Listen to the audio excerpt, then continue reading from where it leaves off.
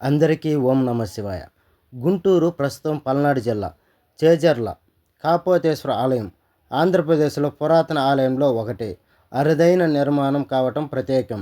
ఈ దేవాలయం క్రీస్తు శతాబ్దం 4-5 శతాబ్దం నాటిది అని తెలుస్తుంది. ఇక్కడ ప్రత్యేక రహస్యం ఏమిటంటే, శివలింగానికి దక్షిణ భాగంలో ఉన్న రంధ్రంలో నీళ్లు పోస్తే శవం కుళ్ళిన వాసన వస్తుంది.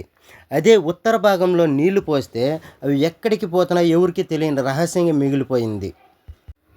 ఈ దేవాలయం ఒకప్పుడు బౌద్ధ చైత్య ఆలయంగా ఉండి తర్వాత శైవ దేవాలయంగా మారిందని తెలుస్తుంది. ఇప్పుడు పరిశోధనలో మొదటి నుండి బ్రాహ్మణ్య శైవ ఆలయం అని అభిప్రాయం పండితుల మధ్య ఉన్నది. విజయనగర కాలంలో క్రీస్తు శతాబ్దం 1440, క్రీస్తు శతాబ్దం 1518, 1519 రాయసం కొండ మరసయ్య గారు దేవాలయానికి చేజర్ల, కపటపురం గ్రామాలను దానాలు ఇచ్చినట్లు స్థానిక శాసనం చెబుతోంది.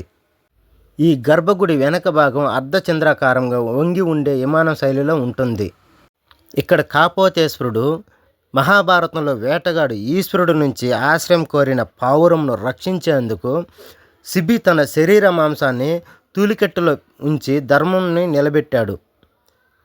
ఆ కాపోత కథ స్మృతిగా ఇక్కడ శివుడు కాపోతేశ్వర పేరుతో పూజించబడుతున్నాడు.